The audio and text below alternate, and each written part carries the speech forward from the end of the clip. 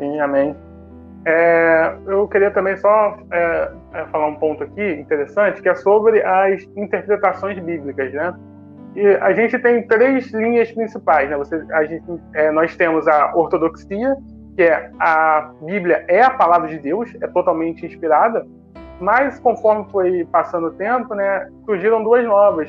O liberalismo, que vai falar que a Bíblia contém a palavra de Deus, aí você já percebe a maldade. Não, não é a palavra de Deus, mas contém, ou seja, vai ter muitos mitos, histórias, lendas, mas vai ter um pouco da palavra de Deus. Então, a pessoa que segue essa linha vai começar ali a desacreditar e cair em algumas heresias. E tem também a neo-ortodoxia, né, que vai falar que a Bíblia se torna a palavra de Deus conforme você lê e se assemelha com ela. Então, você vai ler a Bíblia, ela não vai ser nada ali, vamos dizer, só um livro normal, mas quando você lê e entende, aí ela se torna a palavra de Deus no seu coração. Isso vai gerar um outro problema. Por quê? Porque você pode entender de uma forma, então essa palavra de Deus vai ser uma no seu coração, uma outra é diferente do meu, outra é diferente do outro irmão, e aí dá uma confusão. Sendo que não é. A palavra de Deus é a única verdade. É a verdade, que te leva a conhecer verdadeiramente a Cristo, né? Através da palavra de Deus como Espírito Santo. O Anderson, antes de passar para você, só para deixar uma... aproveitando o que o Yobi acabou de falar agora, eu fiz faculdade com um pastor que ele é neoliberal, né? Então, eu fiquei 4 anos com ele, né? Além de fazer faculdade de História, passei junto, mas ele é um homem, assim, bem tranquilo, bem correto, né? Mas tem esse defeito aí de ser liberal demais, né? Então, eu criei um argumento que, inclusive, eu até coloquei no meu Facebook há alguns anos atrás. Eu vou ver se consigo compartilhar com vocês aqui, né, esse argumento. Deixa eu tirar esse daqui, deixa eu botar outro, né? Deixa eu pegar aqui para vocês. Dá para vocês verem aí? Vocês conseguem ver? Tá um pouco pequeno. Tá pequeno? Deixa eu aumentar aqui, ó. Deu para dar uma melhorada?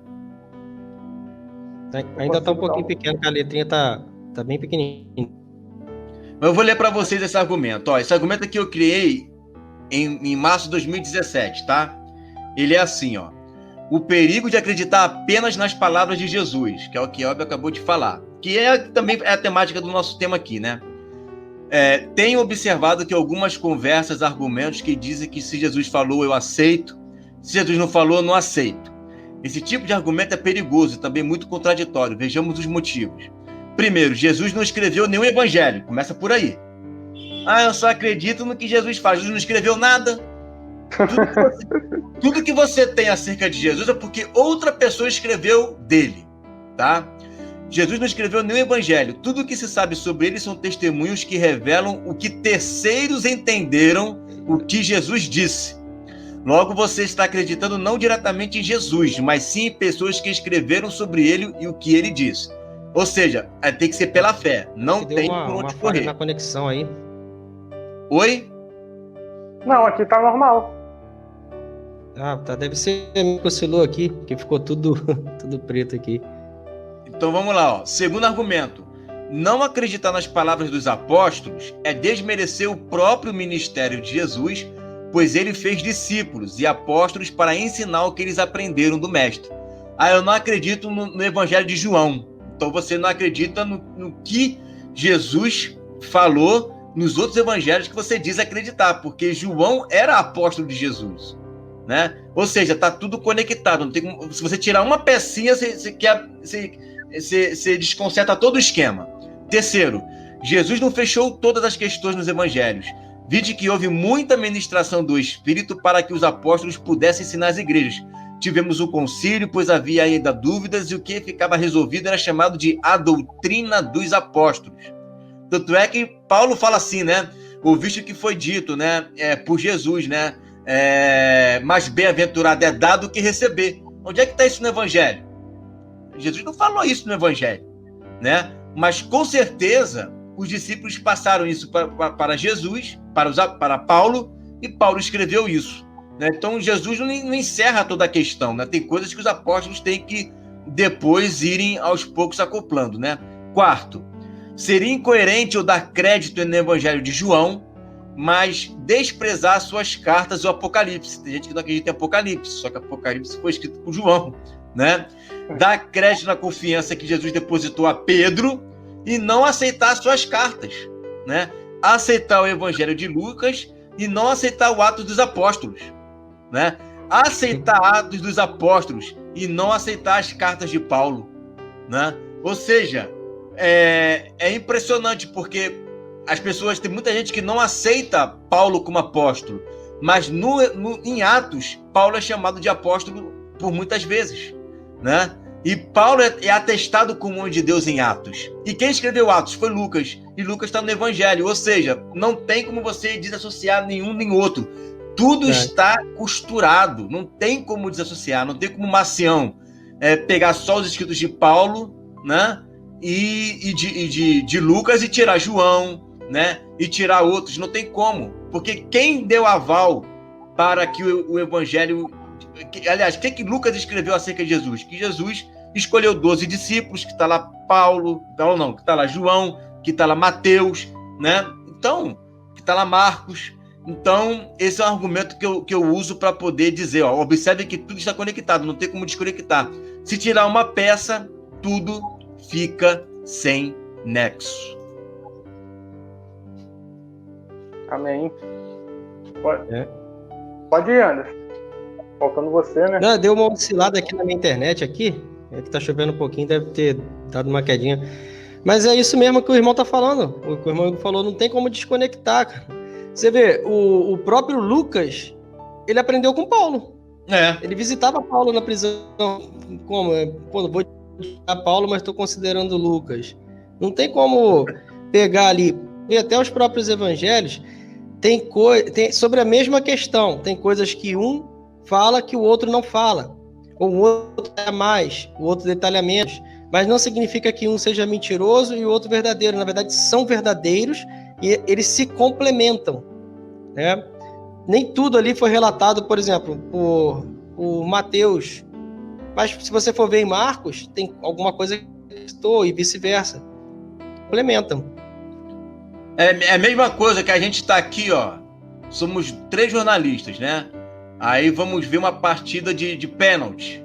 Aí no último pênalti, né, o camarada chuta e faz gol, né? O goleiro foi para a esquerda e a bola foi para a direita.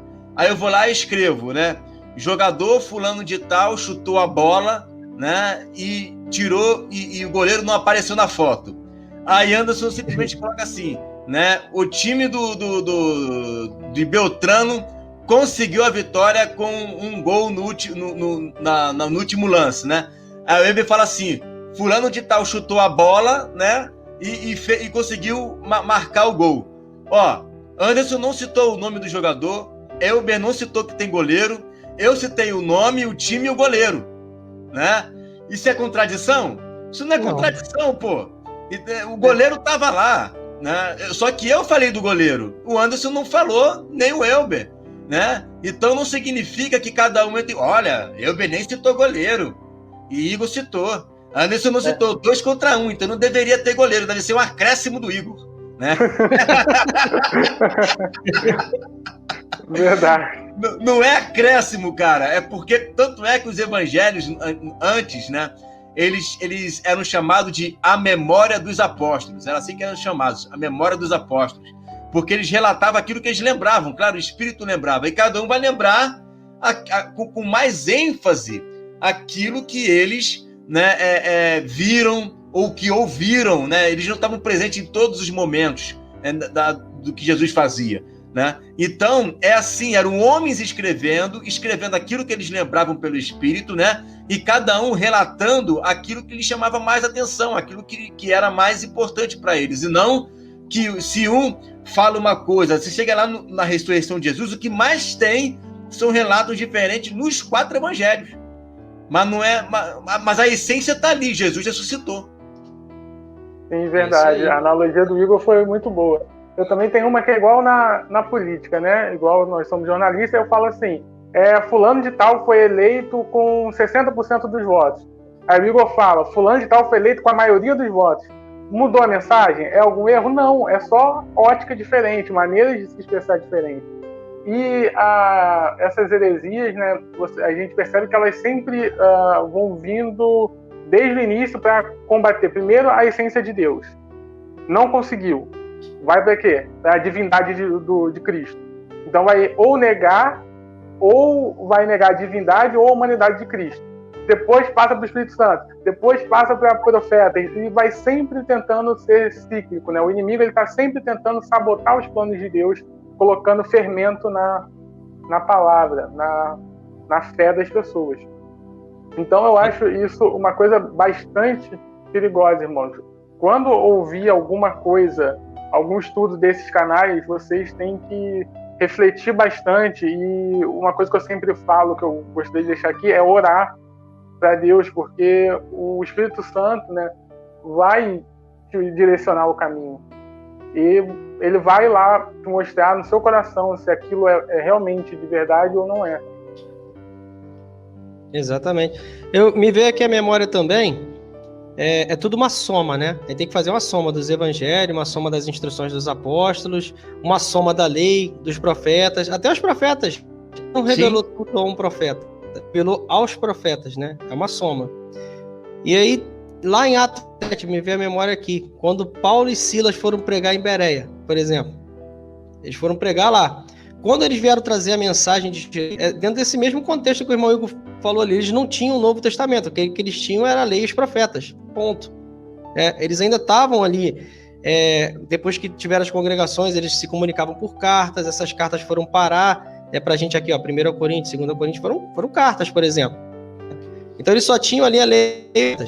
Quando Paulo e Silas foram pregar em Bereia, eles lá falando de Cristo, o que os bereanos faziam? Opa, o que ele está falando aí? Deixa eu conferir aqui nas escrituras. Exatamente. Faz sentido. Aí eles estavam. E olha a importância disso, porque as escrituras não citavam, aí vem a questão do nome Jesus. Mas essa questão toda de transição de alianças ali que Paulo tratou de uma forma muito, muito bem tratada, ele estava mostrando que tudo que estava na lei e tudo que estava nos profetas estavam para Cristo. E Cristo estava cumprindo tudo aquilo, a lei e os profetas, né? Até porque se for colocar a questão do nome, porque tem outras heresias em relação ao nome aí que colocam as pessoas para negar o nome de Cristo. Porque nenhum profeta citou. Mas você vê que é citado que é maravilhoso, Deus forte, Pai da eternidade, Príncipe da paz. São qualidades. E tudo que a Cristo ali, conforme Paulo com Silas em Bereia, eles estavam verificando nas escrituras. Realmente na lei fala. A questão da Páscoa é importante, já puxa para as 7 festas. Por que ele morreu na Páscoa? Cordeiro Pascal. Qual o significado? Isso vem lá desde Êxodo, capítulo 12, do Egito, né, que estava vindo a morte, a última praga, né, a 10ª praga, a morte. Só que Deus fala para Moisés, vocês vão separar um cordeiro, esse cordeiro que vocês vão ficar separados, quando for 14º dia, esse cordeiro, vão pegar o sangue dele nos umbrais da porta. Aí você vê que quando Jesus, lá, não me lembro agora a referência, mas quando ele fala assim, eu sou o pão que desceu do céu, né, o pão vivo que desceu do céu, compara com maná. E aí ele fala assim, todo aquele que não comer da minha carne e não beber do meu sangue, não terá vida. Aí, olhando pela ótica humana ali, o que os judeus estavam entendendo? Canibal? Será canibal? Vou comer carne, beber sangue? O que ele tá falando? Só que ele estava falando porque que acontecia lá no Egito? Eles realmente tinham cordeiro. E aquele sangue que ele passava nos umbrais da porta livrava da morte, a praga da morte que vinha ali. Então você vê já Deus usando aquela situação, daquele contexto, instruindo a Moisés para que ele escrevesse tudo aquilo, né? E você vê um cordeiro morrendo e o sangue livrando da morte. Aí quando Paulo prega em Bereia, por exemplo, aí tá lá, ele morreu para nos livrar da morte. Ele vai para o contexto de Páscoa, e a gente tá falando de festa, né? Ainda tem um ciclo aí de outras 6 festas que vem depois. Então, a gente vê muito perfeitamente que toda a Escritura, não é só as 7 festas, é toda a Escritura para Cristo. E tudo que os profetas falam, apontando para Cristo. Por exemplo, Ageu. Ageu, quando eles retornam lá o povo está no exílio de 70 anos lá na Babilônia, né? Quando eles retornam ali, quando Ciro dá o decreto e fala, podem voltar e podem reedificar. Ali, Ciro, bastante amigo do profeta Daniel. E eles estavam observando o quê? O que dizia o profeta Isaías. Ciro iria libertar. Né? Então, aí aconteceu, se cumpriu ali, Ciro libertou. Quando eles voltam para lá, para Jerusalém, reedificar a cidade, quando está reedificando o templo, eles param ali por alguns problemas, né? Você vê que o profeta Ageu fala a respeito para eles voltarem, animando o povo a voltar ali, né? A glória da última casa será maior do que a da primeira. Que casa? Não é o templo físico, ele está falando de Cristo. A glória de Cristo, né? Aí vamos um salto lá para quando Jesus está no templo lá, né? Que foi edificado, depois de Herodes reformou. Quando ele chega e encontra lá aquele pessoal vendendo lá no templo, ele sai jogando lá pro chão, dinheiro, tudo. Aí os fariseus saem assim, quem é você? Que sinal você nos mostra de que tem autoridade para fazer isso? O que ele fala? Destruam esse templo. Em 3 dias eu reconstruirei. Aí os fariseus estavam ligados na... né? Você destruir esse templo em 3 dias. Só que os fariseus, eles destruíram o templo, entregaram Jesus para Pilatos. E aí ele foi destruído, ele foi morto, ele foi crucificado. Mas em 3 dias, ele ressuscitou. Qual é o templo, então, que a Escritura estava se referindo? Qual é o templo que Ageu estava falando? Cristo mesmo falou, olha, sou eu, o templo sou eu. Eu sou o tabernáculo. Quando Moisés escreve lá, Êxodo 25:8, construam um templo para que eu possa habitar no meio do povo. Quem que veio habitar entre nós? Tabernaculou, né, entre nós.